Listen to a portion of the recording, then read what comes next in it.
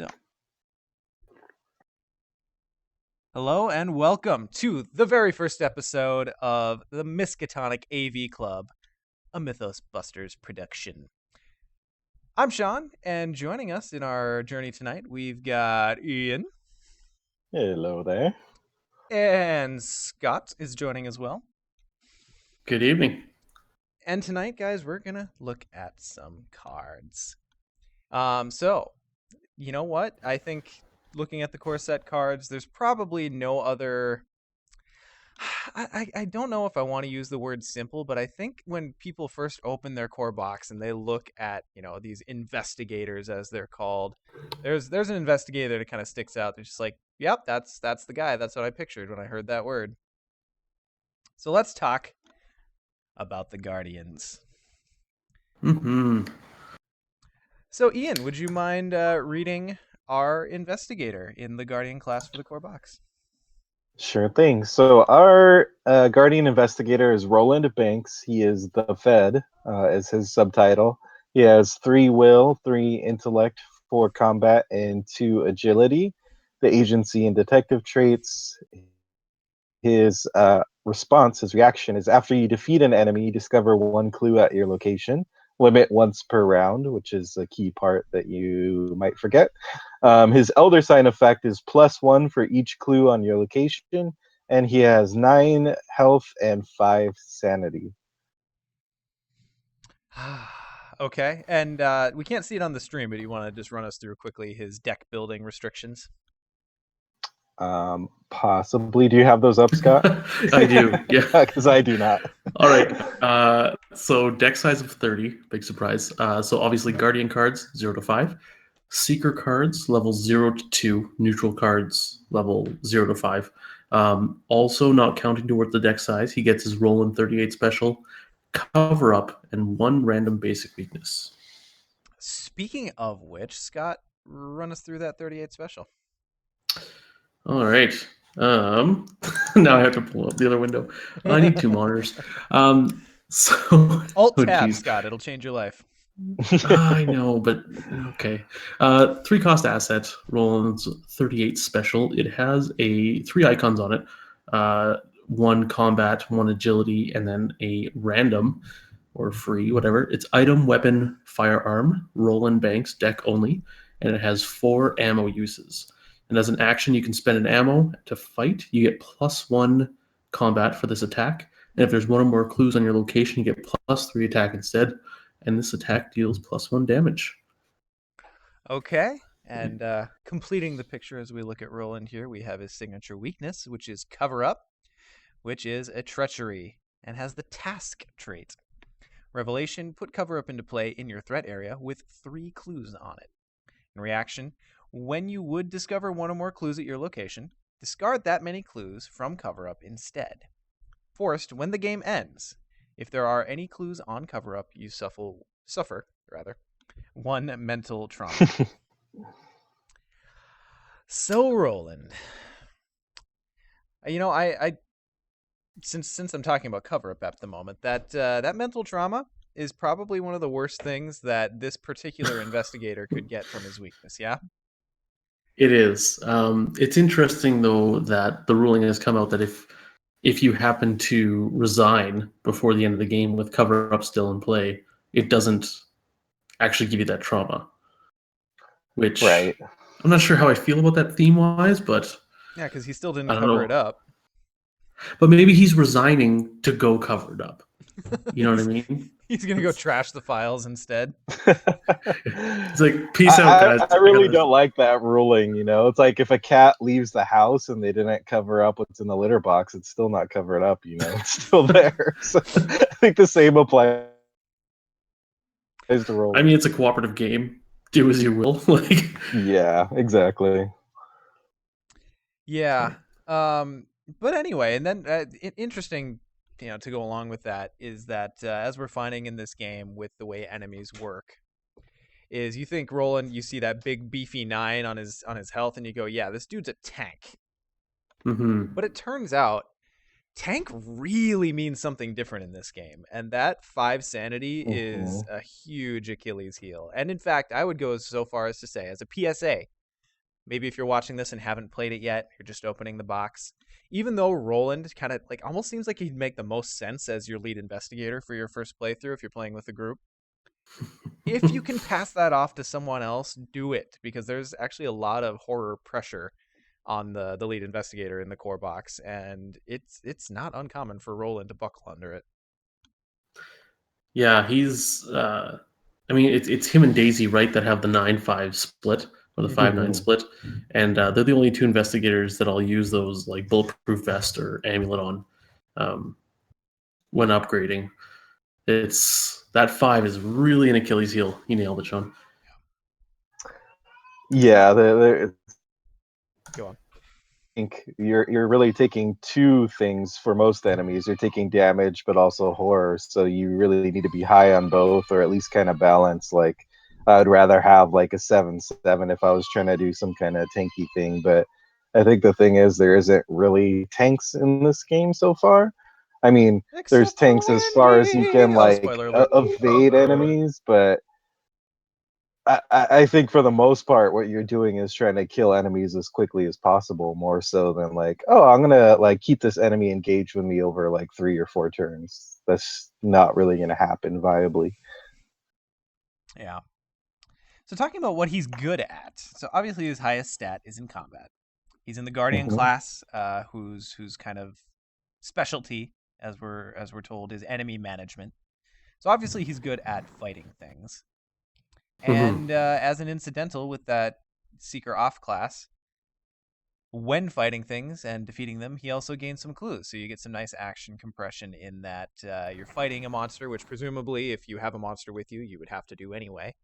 And then you also get the bonus that basically you get to skip an investigate test when you kill it, if you happen to have a clue at your location. Mm-hmm. And I mean, his gun helps out so much with that, like +3 combat if there's a clue at a location. Like that's, I mean, even just with him naked, that's 7 attack. That's Yeah, incredible. it's I think it makes you really play toward positioning with Roland because you're Hmm. constantly you're trying to figure out, okay, where can I get at that monster where there's a clue. And in some scenarios that's no issue at all. There's freaking clues everywhere. It's just a matter of getting them. And then there are some scenarios where there's the clues on one spot and the monster's somewhere else, and you're just kind of like, oh, I wish he was there. Yeah, I mean, because of that, a lot of times your last action with Roland is going to be to move somewhere with a clue in case you draw an enemy. I'll even take an attack of opportunity just to like kind of bear hug my monster and drag him over to another location that has a clue just to take advantage of it. If it's worth it, not if you're like staring in the face of like 3 damage or something. But Mm-hmm. but there are a lot of cases where that can be worth it. And I don't know, that ability is super good. I even with that low sanity, which can hurt, I still think the initial impression that a lot of people have that he's kind of like the best choice for players who are their first game. Who are they going to play? Like he's straightforward. He gets the job done in solo and in multiplayer because he's kind of doing two things at once. Fisher Price is my first investigator. Yeah, something like that. On the other side of his gun is the little red tag. Yeah. No, but I will agree though. If you kind of break the game down to its simplest form, there's kind of two major elements that you pretty much have to do. There's investigate and enemies, which generally means you're fighting them. And Roland, I think in the core has kind of the best spread in those two stats specifically. So as far as just kind of your Mm-hmm. nice all rounder, he doesn't really need to evade that often. Obviously, evading in general can be powerful, but the way you're playing him, you Yeah. probably don't need it. So the fact that his weakness is not really that exposed on that agility, outside of the occasional test on a treachery that might screw you. Yeah. All right. Cool. So, moving on then to the assets. I have them here in no particular order, so those who are following along by card number, I'm sorry. Sorry, not sorry. Let's talk about Guard Dog. Ian? Okay, Guard Dog is a 3-cost asset with a combat icon, has the ally and the creature traits. The reaction is when an enemy attack deals damage to Guard Dog, you deal 1 damage right back to the attacking enemy. Has 3 health and 1 sanity.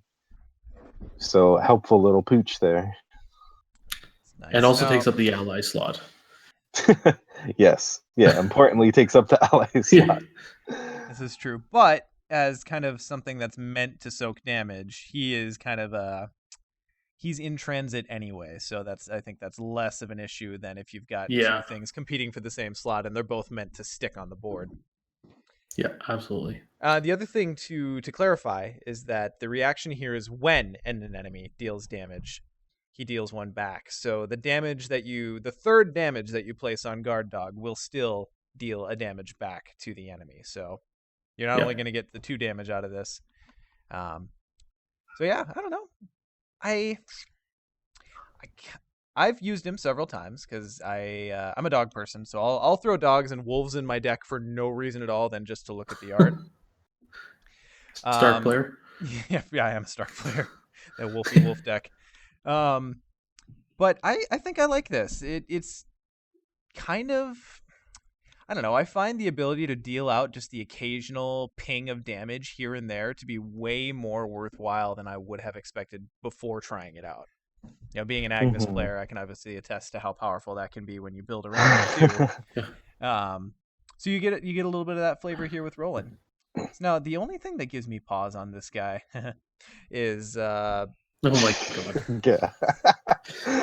the Wow. fact that he costs 3 can be a bit of a hit. Like that's like right at that edge where I think he's mostly worth it most of the time. But there are times where he sits in my hand because I just don't have the pace to play him yet. Have you guys played around with him at all? Yeah, he's actually my favorite ally right now for a Roland deck. Before I can upgrade to Beat Cop 2.0. He's like my favorite entry level, I guess, ally. Especially in the core scenarios. I mean, rats, right? You get engaged with a rat, you just do something like move or draw a card. The rats hit Guard Dog, and Guard Dog kills the rats. And Like that I'm is so pretty sure handy. this mutt here looks like a terrier anyway, so it's thematically perfect. Yeah, and then if there's a clue at that location, like I mean, the attack of opportunity happens before you actually move. Like you trigger the move, then it happens. You might grab a clue and then leave the location. Like talk about action compression, right? Like I'm really enjoying Guard Dog. Yeah, Ian? I mean, I think if you have to put a gun to my head, I will end up choosing Beat Cop over Guard Dog. But the thing is, a lot of times you don't have to, because both the Beat Cop and Guard Dog are kind of designed as disposable allies. Sorry, Dog and Beat Cop, but that's your lot in life is to be ultimately disposable. And so I've definitely done games where, eventually the beat cop will die and I'll throw in the guard dog to do some key work at the end of a scenario or vice versa. One of the things I like about the guard dog is enemies with an odd number of hit points drive me crazy because most weapons are doing, Yes. 2 damage each. So you have that 3, say, enemy health or 5 health. And so you come up 1 hit point short, and it's like it drives you crazy having to spend a last action to get that last point. Whereas with the guard dog, you could do something else, take the attack of opportunity, and hit actions, which ultimately is a big part of winning in this game. Mm-hmm. Yeah, and it's Yeah. so funny how and you're so right, Ian, that so often, especially the way kind of the multipliers work, and you're kind of building around weapons, which more often than not are going to be dealing 2 damage. So an enemy that's got 4 health is perfect. It's like 2 shots he's down. But then you got those bastards with 5 or 3 health, and it's just like, oh Yeah. god, do I want to waste a bullet when there's 1 damage that spills over and does Yeah. nothing? So that's definitely a good. So yeah, okay. So I'm glad you guys are more positive on this one than I thought. For some reason, I don't feel like I hear anyone talking about Guard Dog ever, so I just kind of assumed no one else liked him. Okay. So in the damage court, then we've got, I mean, it's been the baseline for weapons in every game since ever. Yeah. He's just got your semi-automatic 45 sidearm here. So Scott, would you like to read the 45? Yeah, you Would you bet like to 45 automatic, would you like to 4 cost stare asset. down the barrel? Yeah. Put it to my head. Is that what the gun to my head? I have to read this? Okay. No, that's yeah. Okay, moving on. All Moving right. to Arkham. Well, yeah. Well, it is Arkham. 4 cost asset. It's got a agility pip. It's an item, weapon, firearm. It's got 4 ammo uses, and as an action, you can spend 1 ammo and fight. You get +1 attack or +1 combat. Sorry for this attack, and this attack deals +1 damage. Takes up a hand slot. Yeah. I Seems don't know how good. much there is to say about it. It's kind of your basic weapon. It's 4 for 4 shots, +1 attack, great. +1 damage, great. Kind of what you want in a weapon. It's play it. I feel like this is going to be kind of the like you said, it's kind of the default weapon in a lot of games. This is going to kind of be where we compare weapons to. It's like, is it better or worse than the 45 automatic? Because the 45 automatic seems very balanced. It seems you're spending 4 resources for 4 shots. That does 8 damage, kind of, but essentially 4 extra damage. It's just very vanilla, which I'm okay with. It's Yeah. the baseline for the sniff test, right? Mm-hmm. Yeah, pretty much. It's going to be the one that all other weapons get compared to, kind of. And there's not really caveats on it like most other weapons have, other than the fact, obviously, limited ammo. So I think that's where the utility comes in. The cost is kind of high at 4, but usually my roll-in builds are kind of lean and mean, so I can, spend 4 on it, no problem. Yeah, the cards that are higher on your cost curve in a rolling deck, I find, tend to be your allies and your weapons. So Yeah. and your dynamite blast, but we'll get there. Okay. So then moving on, we've got the level 0 Beat Cap, who is an asset. Also has the ally and police trait. You get +1 fight. And then free triggered action, discard Beat Cop, and deal 1 damage to an enemy at your location. Has 2 health, 2 sanity, and takes up an ally slot, as you would expect. I mean, I think this guy is pretty nice in baseline too. That +1 attack, I think, for Roland is just kind of icing on the cake. For skids is something that I find very nice to have if I can't find my Leo. And, when he's about to be on his way out, and again, you get in those situations where you're like, oh, God, can I squeeze 1 damage out of somewhere? And, say you've already got a damage and a horror on this guy. Sure. Sometimes he can be that solution. Yeah, I mean, I think his true name should really be Red Shirt, but I'm not in love with the level 0 version so much. The upgraded version is freaking amazing, which we'll get to in a second. But I do like. And one of the things I didn't kind of put enough stock in, I feel like, when I first looked at the cards versus after playing, is just those kind of passive +1s to a stat that are actually huge. Like, because at the end of the day, this game is a game of like, are you +1 or +2 over the target? And so these are just giving you a static like +1 combat for the whole game. Like, I'll definitely sign up for that for sure. So the ability is nice on it, but it's kind of just like a emergency button, but it's really that +1 combat that I really like from the Beat Cop. Agree. And the 2 points of sanity are actually really good in rolling for sure. Really big. Yeah. Okay, so then moving on, talking about the direct comparison here, the level 2 Beat Cop. So cost 4, has combat and agility pips at this point. Still gives you that +1 combat.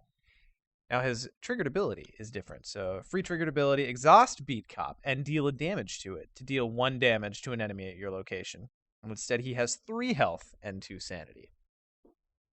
So this one, obviously repeatable 2 more times, right? So you get 2 extra damage out of it from the level 1 one. Yeah, and I think this, I mean, it's a free guard dog kind of reaction that you can trigger whenever. You know what I mean? Like, instead of waiting for an enemy to actually hit you, you can just exhaust the Beat Cop. I mean, it's once per turn, as opposed to the guard dog that could possibly do it 3 times all in 1 turn. but the ability to just, for a free triggered action, just boop, kill a rat or something, right? And he Yeah. still has the +1 fight, which is fantastic.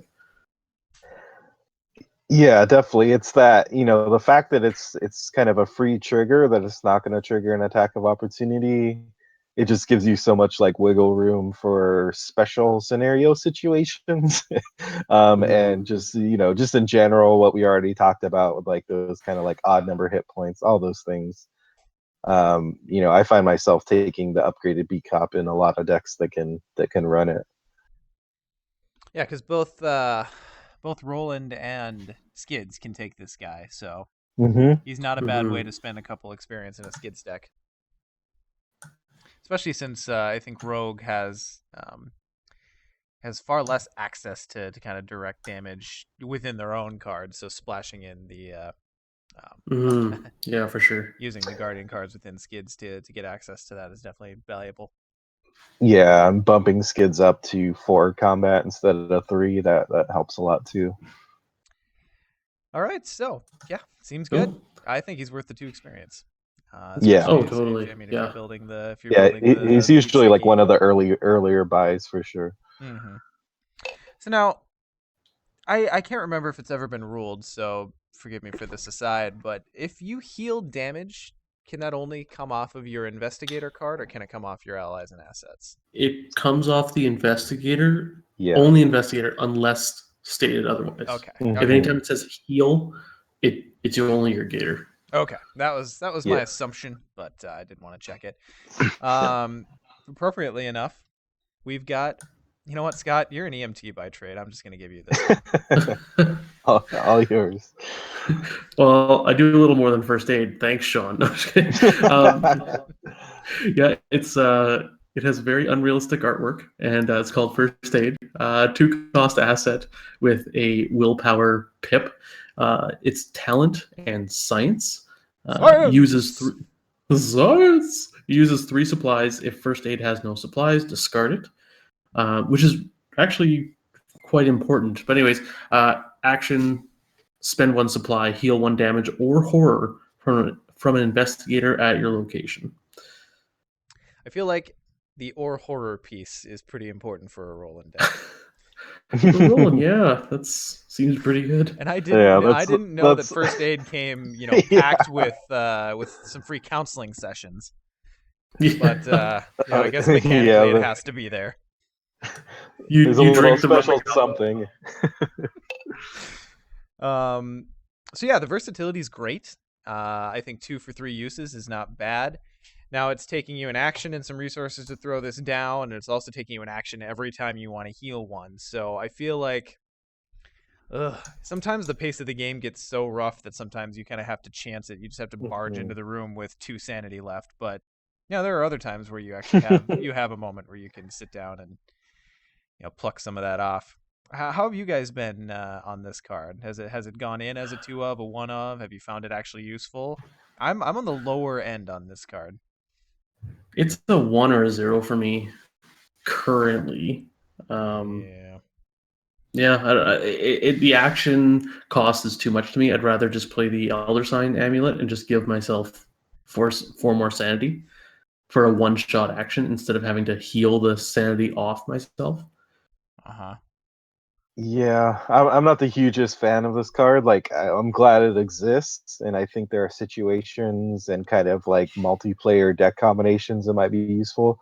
Um, Coming at this from a more solo perspective, which most of my experience has been in, and when I kind of rating a lot of these cards in, it's that action is killer. Like, Yep. I'm rarely finding space other than the very first scenario to spend an action to do this. I agree that I'd rather just have stuff that is going to soak the damage or horror. In multiplayer, like 3 or 4 player games, I might be more inclined to use it because maybe I'll find some time to help out another player myself. But I don't know. I guess I usually end up including 1 copy, and then it's like one of the first to go to get upgraded. You know, and I'm sitting here just staring at this card. And I know you were saying something actually important, Ian, and I'm sorry. but we were talking about this before we started going. What is that body part? Is it a torso? Is it a leg? Is it an arm? I think it's a torso. I think I see like in the kind of the middle to upper left corner. I think I see what's supposed to be ribs underneath. Well, Scott, where's Skin? the Like, you see that shadowing? where's the spaghetti organ sit? Well, that's what I was saying about this art. Like, I've seen a lot of stuff, and nothing looks like this. Like, it looks like someone actually put a hamburger inside of him. Yeah. I feel like that's a lot more than first aid. I feel like I'm burning him with fire and running for it. Yeah, this looks like someone who drew this has not seen a grievous injury. I'm not insulting. I'm just thinking that they haven't seen what evisceration looks like, and that's their Right. best guess. So Or maybe you fair. haven't seen what a Shogoth sucking wound looks like, Scott. Well, you're right. I haven't. I don't have to deal with too many elder gods where I live. Oh, they don't have those in that part of. Oh God, I almost said Alberta, but that would be correct. That's correct. Yes. It's too cold. Yeah. They don't come here. I hear the elder things like the cold. All right, so then moving on to another weapon.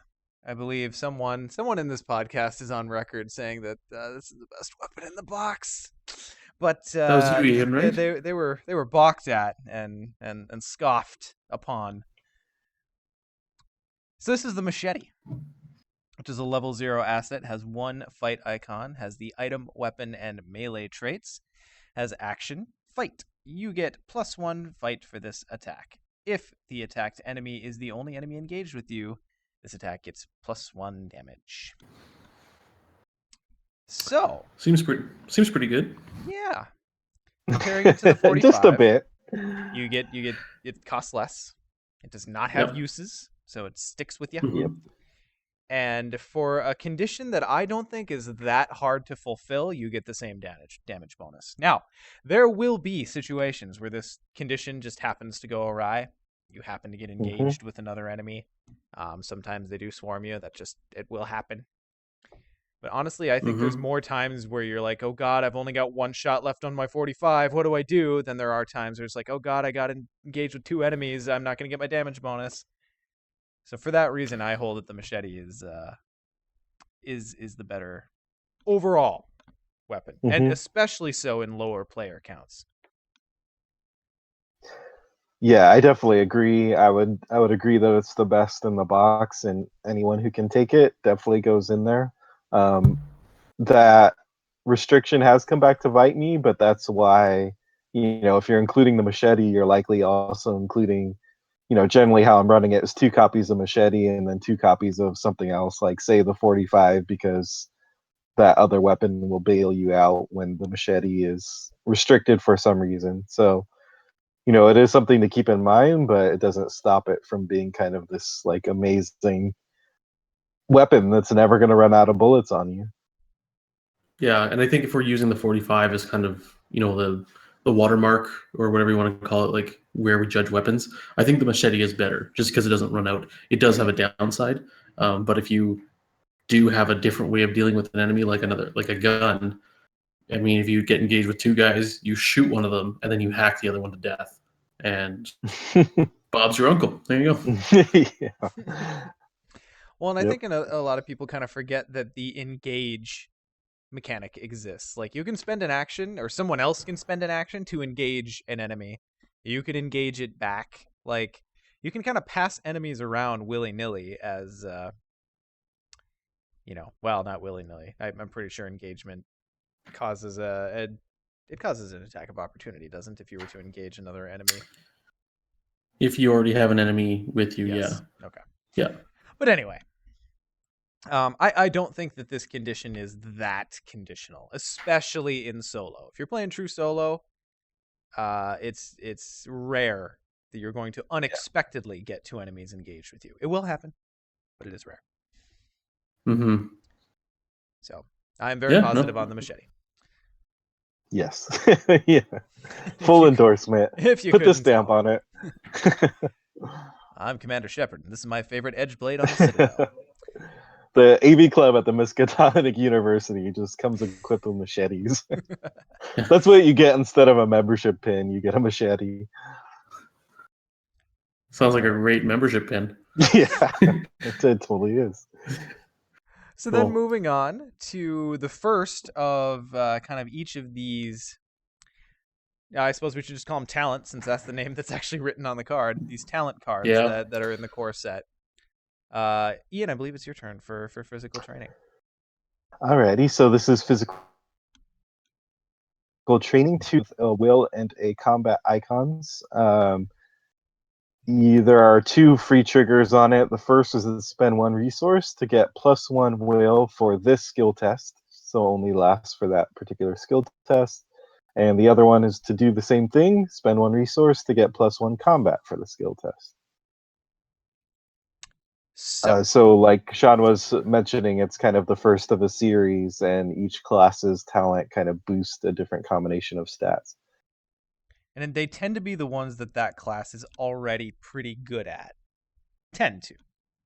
Yeah. Average or good at. Obviously, each investigator is different, but when you look at the dispersion of the skills within the classes, this is kind of what it lays out. So that being said, so talking less about physical training specifically and talking more about these assets in general that let you pump resources into specific tests, how do you guys feel about how they actually work in practice? Because they seem like a good idea, but They seem like a good idea. I mean, I started out where I'd build an investigator and I'd take one talent from each of the two classes that I could have. And then I was like, oh, I don't use them that often. Maybe I'll take one of their class or one of the other class, depending on what I want more. And now these ones are just relegated to the back of my card box. I'm finding I don't really see a great use for them. I'm kind of with Scott on it. I think this is one of the big dividing lines that you can kind of like throw the question of like talents versus skills to a group of Arkham players, and watch them as they come to blows eventually. Because I do think there's a dividing line, and I think the talents have a place, and I think they are useful. So I definitely wouldn't pan them as kind of like they're garbage cards. But I think there is an issue of play style, and for me personally, I'm finding that I like to keep my cost curves low. I like to kind of have a kind of lean setup. As far as number of assets, it depends on the investigator for sure. If I'm doing a multiplayer like Skids build, for example, I might be more up on these assets because I'm planning on gathering resources. But I guess just the big point is for me, I like going heavier on the skills because I don't like spending the action to put this on the board, the 2 resources to put it on the board, and then further resources to pump it. Again, I don't think it's a bad card. It just doesn't fit kind of how I like approaching the game so far. I am mostly with you guys. I think these cards maybe have a place in a specific build that has considerably more resource generation than others. Jenny. That's Jenny, yeah. Well, hey, we're talking about the core set. Okay. That said, when I've put these in my deck, more often than not, they sit in my hand and I sit there going, "Oh, why do you cost 2?" Because I'll be sitting there with like 4 resources, and I'll have a big test that I really want to hit. And I'll be looking at ways to improve my odds of doing so. And it's like, you know what? It's probably more worth it for me to just chuck this thing for its icon than it is to put it down. So it's 2 resources and an action, which hurts my pace anyway, just to get this thing down. And then I got to pump more resources in it every time I want to use it. I don't know. I think these things have limited utility in the core, but I think of all the core cards, these ones are going to get outclassed sooner than anything else because, as Ian mentioned earlier, and I totally agree, the static boosts are just going to start to rule everything. Now, the game is going to inherently limit how crazy those can get because we have limited action slots, but I feel like there's going to be a day where spending a resource for a single skill +1 is going to be laughable. Yeah, I think it's kind of, for me, the pace hit that's the biggest thing. Like if this was just kind of free, fast to play, then I would be more inclined to use it, even if it was kind of like emergency. I know there's a big like will test coming up or big boss, and we're not going to talk about it now because we're talking about core, but potentially there are other talents that kind of address some of these issues in the future. Yeah. But for now, yeah. I mean, the other side of your point, Sean, though, is that maybe as the card pool grows, there may be investigators that are kind of resource machines, and so maybe these do become big viable options for them. Yeah. Yeah, and that'll probably But we happen shall too. see. Is every other card game that I've played, resources and the curve tends to expand, and economy tends to expand as the game's life goes on. So maybe I'm wrong. Maybe it's not a matter of the fact that these stats, the kind of passive stat boosts will outclass these spending ones, because maybe a resource will mean less in the future. Mm-hmm. And there are those games where you just happen to not be playing much. You just happen to be fighting, moving, investigating, not really playing anything, and you can build up a bit of a stack. And sometimes it's nice to have one in your hand. But I don't know. Most of the time, it sits in my hand, and I'm like, I don't have time and/or resources to play. Yeah, I find myself very rarely am I ever wishing. And when I have one, I'm often wishing it was something else. But All anyways, right, it's Ian. You had it on you nailed it on the head. Is that I feel like there's a lot of people who are going to very vehemently disagree with that, and that's interesting. No, it's really interesting to me to see the kind of the very distinct, I guess, play styles. Because if this was a very Mm-hmm. obviously and unanimously bad card, that's far less interesting, I think. Yep. Agreed. All right, so moving on from there, we've got a couple of the level up assets. Scott, why don't you tell us about the badge? yeah, actually, one of my favorite upgrades for Roland, actually, police badge. It's a 3-cost asset, level 2. It's got a willpower icon and a wild icon. Wild icon. Let's call it that. It's an item, and you get +1 willpower permanent boost. And as a free trigger, while an investigator at your location is taking his or her turn, discard police badge. That investigator may take 2 additional actions this turn, and it takes up the, are we calling it the amulet slot? Accessory, I believe. Accessory slot? All right. I think. I'd have to check my rulebook. It's right here. Yeah. Accessorize. Okay. I'm going to call it beautiful necklace slot, but I really like this card, actually. It's I mean, the ability to just randomly get 66% more turn can be really strong in certain scenarios, especially scenario 2 with the core set. Sometimes you're really pushed for time, and 2 actions is actually quite a bit. Plus, you get that willpower boost permanently. Mm-hmm. Yeah, I don't disagree, and it solves that problem. Like you're walking around with that boost, especially that Roland really wants, because a lot of those things that are going to inflict that horror upon him, that is his weakness. Yeah. You're walking Yeah. around with that static boost, and then occasionally you'll have that moment where you're like, oh god, I just need the 1 or 2 more actions, and there you go. You've got your solution. Mm-hmm. Yeah, and Skids really likes it too because his will is kind of his big weakness, so this shores that up, and it also plays into his "give me all the actions" play style. So I Yeah. mean, I guess I'll save that for the rogue, but basically, if you combine this with some of the other rogue stuff, you could compile a very a disgusting amount of actions in a sequel turn if you wanted to. I think people have mathed it out, and it's 7 actions is the max amount. Because it's his 3 plus 1 from Leo plus 2 from police badge plus 1 from his special action. Right. So you Yeah. could do 7. I mean, that's a hefty investment for 7 actions. That's 7 actions. It's also, yeah. If you've got to just book it across the map, no better way to do it. Yeah. Kicking ass and taking names on the way.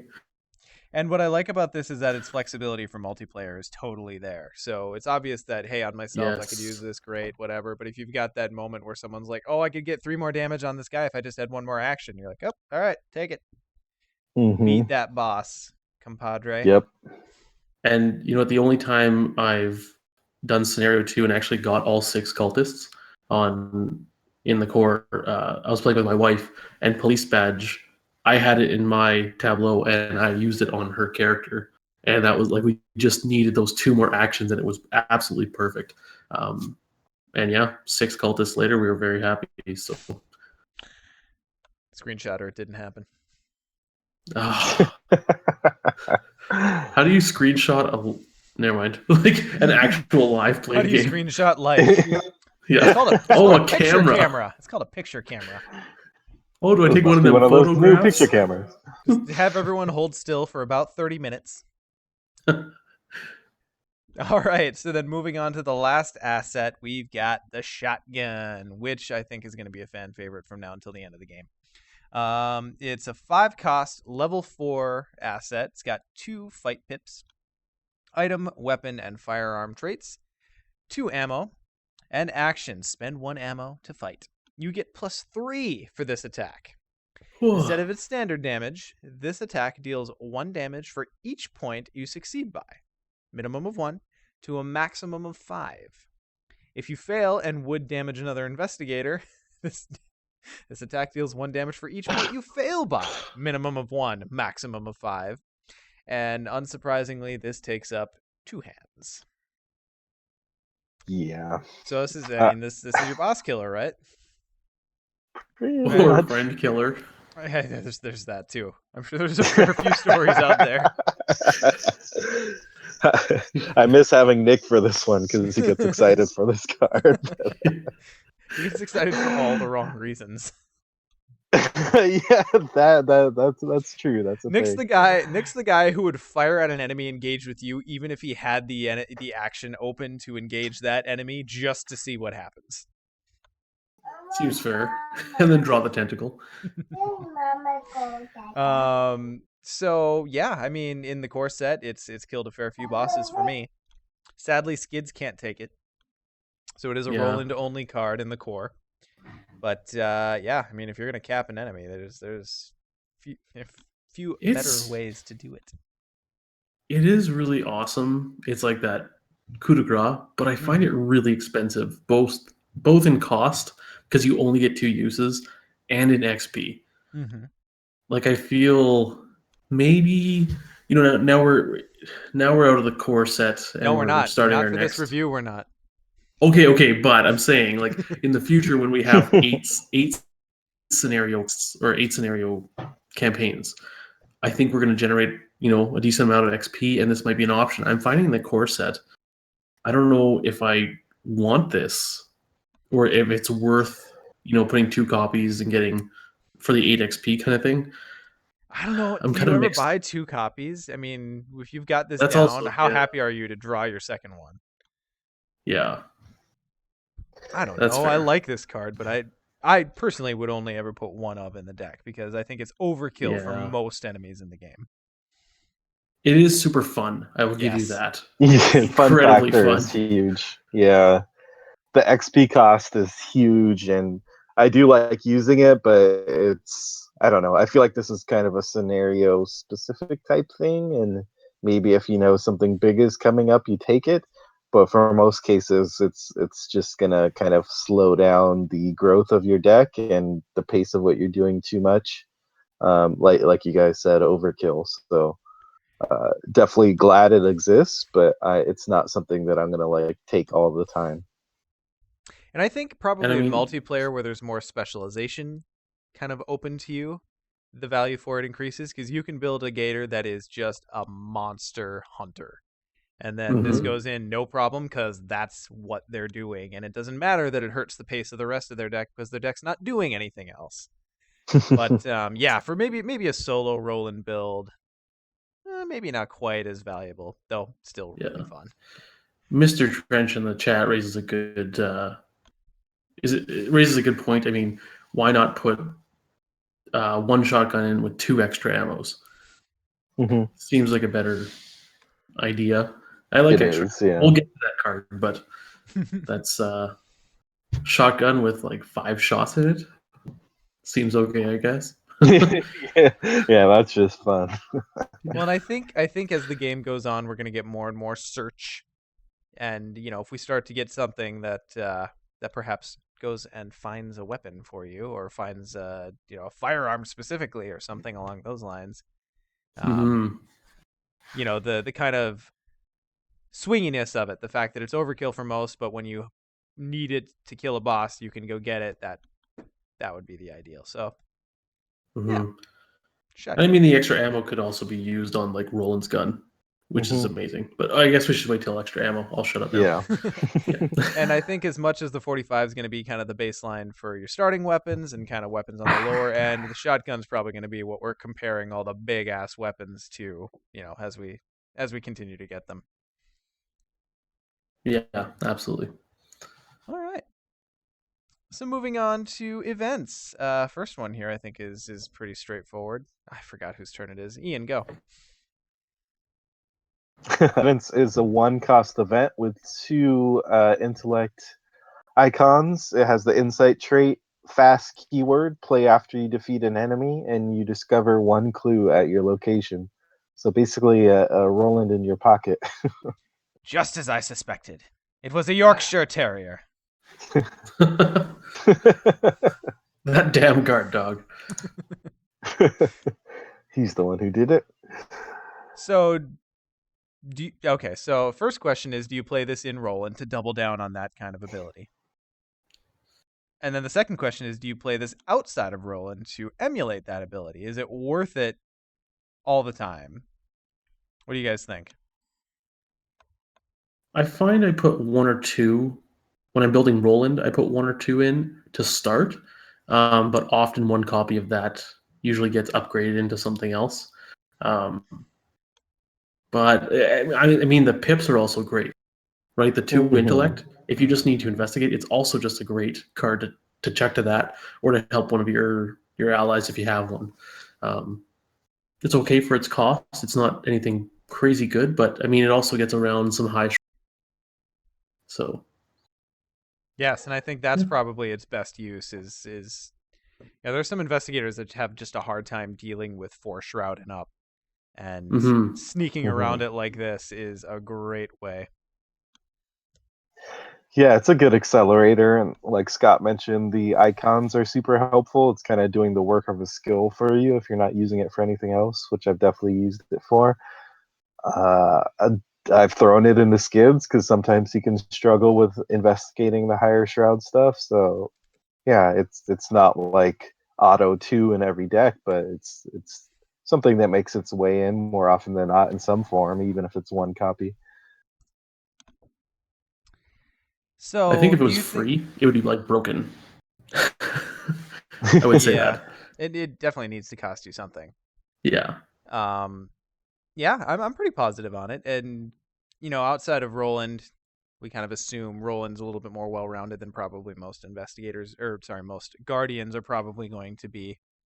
I doubt we're going to see too many guardians in the future that are as good at investigating specifically as Roland is. Right. Um, Hmm. so especially in a solo build, if you elect to go with a kind of a more fighty Gator, then having this in there either for the pips or for just that. All right, give me that clue.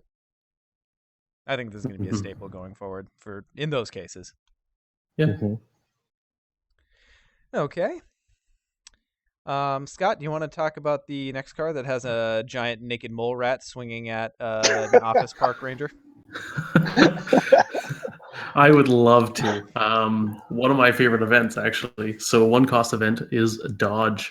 It has a willpower icon and an agility icon. It's a tactic and fast keyword. Play when an enemy attacks an investigator at your location. Cancel that attack.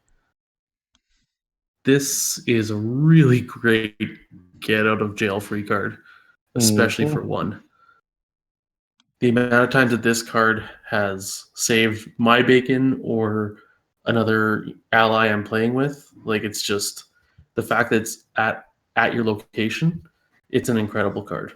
I feel like one of the best things about this card is a thing that's actually not on this card. And it doesn't say when a non-elite enemy attacks an investigator. So Yeah, this can good block a point. boss attack, and that, especially if you've played the Curse of the Rougarou, and that Rougarou gets all angry, and he gets those big attack numbers, that can be pretty intense. So I think the art's Yeah. actually pretty appropriate in that way. Yeah, Because as we naked all mole know, rat. the Rougarou is a giant naked mole rat.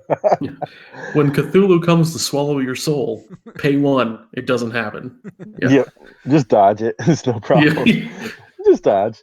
Yeah, I do like dodge. It's the blue feint for you Yes, it Lord of the is. Rings players. Yes. Right. Um, one of the kind of underrated uses for it that I like is that you can kind of use it potentially to get yourself out of a bind. You can do an action and that attack of opportunity comes your way and then you can cancel it with dodge. I've definitely done that. You get stuck with a huge boss enemy And and your oh weapon's out crap, of I have a ammo. weapon in my hand and I can't get my weapon out. That could be a way to do it. So Yep. it's just such a core staple effect that this is probably going to be a Tua for a very long time, I imagine. And especially in Mhm. multiplayer, I feel like in Hmm. Oh solo, yeah. maybe less so because your density of enemies is actually probably going to be about exactly the same. But the open endedness of when this can trigger Yeah. definitely goes up Yeah. in multiplayer. So yeah, Lord of all cheese in chat has a good point too. You can use each enemy to a location that has clues. So Ian, kind of like what you're talking about, you don't have your gun out, or an enemy shows up at the wrong location. You can Hmm. use this to kind of move stuff around and get into a better position without having to take that attack. seems salad. Sweet. All right. So after that, as the other card here that we alluded to earlier, is Extra Ammunition, which is a 2-cost level 1 card. It has an intellect pip, has a supply trait, and place 3 ammo tokens rather on a firearm asset controlled by an investigator at your location. So yeah, if your deck is dense with firearms, I don't see why you don't just pop pop at least 1 XP on this. I don't know that this goes 2 of, unless you're super dense and you know this is always going to hit, because you'd hate to draw this before you find your first firearm. Yeah. Yeah, bullets without a gun are not as good, it turns out. Just throw them. But yeah, Yeah. I don't know how much else there is to say about it. It's Yeah. I think 1. I mean, if you in longer campaigns, if you've got Roland's gun plus 2 45 automatics plus maybe a shotgun, maybe 2 shotguns, I think you could go up to 2 on this. But currently, I'd probably stick at 1. I think you're right there. I like that it's cheap. mm-hmm. Hmm. You can find room for this early on, and yeah, if it's a longer campaign, especially if you have an investigator whose signature weapon happens to be a firearm. Um, getting extra uses out of those can definitely be helpful. Yeah. Yeah, I think not bad Sweet. for a single experience. Hmm. Yeah. All right, Very well so costed. moving on then to another fan favorite, Oh yes. which oh man, the stories that come out of this card. We've got a dynamite blast. Oh wait, I just read extra ammunition. Scott, read us dynamite All blast. right. Dynamite Blast. It's a 5-cost event with a willpower pip. It's tactic and choose either your location or connecting location. Deal 3 damage to each enemy and to each investigator at the chosen location. This is a great griefing card. Among other things. Yeah. Uh, it's fun. It is fun. And it's super fun. This is like the quintessential, like, you're not always gonna need it or even need it most of the time, but when you do need it, it could like totally save a game for you. So with that kind of in mind, it's like a one of for me a lot of times. It's just Yeah. kind of that like break the glass in case of emergency type thing. To me, going in blind to a scenario, I honestly think for me it's a 0 of. But there are certain scenarios, like scenario 3 from the core set, depending on how scenario 2 went. No spoilers there. This card can be fantastic. Yes, okay. It can be so fun. Like, yeah, 5 resources. Don't worry about the bad things. Kind of, Yeah. But I kind think of at good. 5 cost and with only 1 pip on this card, I would have a really hard time being convinced to go 2 of. It's unless you're playing like standalone at a specific scenario where there's a choke point Yeah, and you kind of know that enemies are going to group up on a certain area, then yeah, I don't know. It's really fun when it yeah, works. yeah. If you're building a deck and you're face checking a scenario, like going in completely blind, I would never put this in the deck because you don't know if it's going to be good or not, and it could be absolutely horrendous. Or it could be But a willpower icon. Yay. yeah, but there's a lot of other cards with willpower icons on them, like skill. Have you Yeah. guys ever had a situation where you play this and you willfully take the 3 damage to take the enemies down with you? I Oh have, and yes. it's so satisfying. It Yeah. is. Where you just wink at the enemy and drop the tiny Yeah. see ya. And I then feel like I walk have to away always without looking carry back up. one of these at all times, just for this is where like the fun factor works out for me. Like when I can find ways to use it, I will. But It's I think we should yeah, apply the condom rule to Dynamite Blast. You'd rather have it and not need it than need it and not have it, right? sure. I think that actually contradicts everything I've said up to this point, but I wanted to That's a get that in great there. rule. All right, so the final card is the lone and lonely skill in the Guardian class for the core set. Ian? All right, so Vicious Blow is a skill. It has a combat icon. It has artwork of it looks like someone taking an axe to the back of a nightgown. I think that is. So, if this skill test is successful during attack, that attack deals +1 damage. So commit it to a test, and it'll do an extra +1 damage if it's successful. It's I really good in shotgun because it Yeah. adds 2 Yeah. essentially, Mm-hmm. up to a max of 5, obviously. But the rule is, by the way, on shotgun, the minimum to maximum 1 to 5 doesn't count vicious blow. That's only by how much you pass by. This could make you do 6 with shotgun. Yes. Yes. Did that come out right? Yep. I think. Yep. Yeah. Because it doesn't Okay. count. It's a separate effect, so the limit on shotgun does not affect this bonus. Yep. So I'm Correct. right there with you. I Yeah. personally don't see why any deck that can run this doesn't run 2. Mhm. Two of for because sure. For sure. chances are you're going to be fighting some enemies, and when you do, chances are you'd like to do some extra damage to them. So Yeah. yeah, It's another way to deal my mortal enemies, the enemies with odd number of hit points. This is yes, another way exactly. to tell them that. Another way to squeak that 1 damage out when you're just like, oh Yep. god, math. Or when there's a 2 health enemy with you, or 2 of them, and you have a machete, you can then Right. kill one. Yeah. It makes things happen better. That's a good sentence. And Yep. being a skill, you can play it for another investigator. So there is always that Mhm. option, and they get that damage bonus. So just like in multiplayer, the options for this open up all the more. Fantastic card. Yeah. Yeah. 2 for sure. All right, boys. Well, I think that wraps up the individual cards. So any kind of additional thoughts on Roland or the Guardian class out of the core set that you wanted to share we hadn't touched on yet? I don't want to say this in a bad way. I'm not meaning it bad, but the Guardian class has really typecast itself already as the I'm going to fight class, I find. It has that thread for sure. It also has the I'm going to help you guys out thread a bit.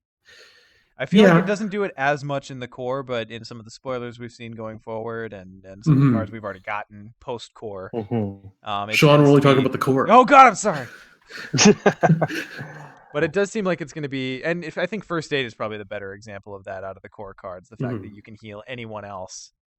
And I actually let's see, or dodge too. or dodge or extra ammunition. Ammunition. Wow, extra ammunition works on any investigator at your location. Yeah. So yeah, I mean, Vicious I blow. think Guardians work well with others. They're team players, so there's that Yeah. threat as well. But Yeah, yeah, it's in the name Guardian, so Yeah. all right. Well, I As think Mr.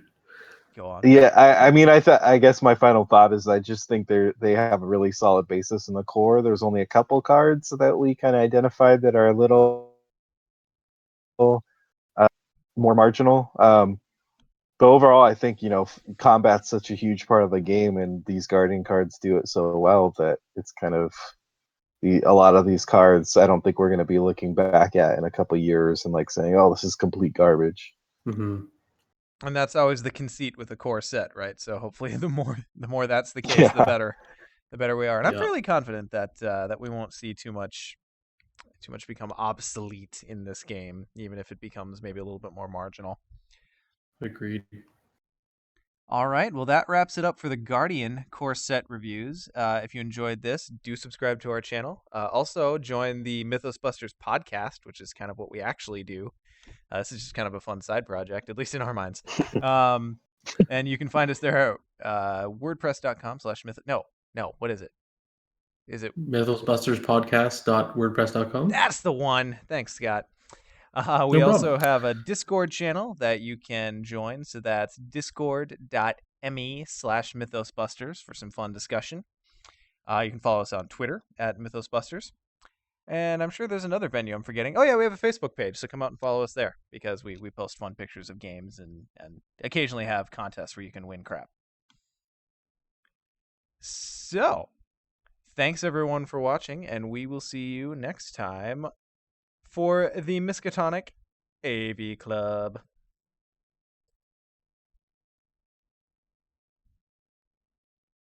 All right.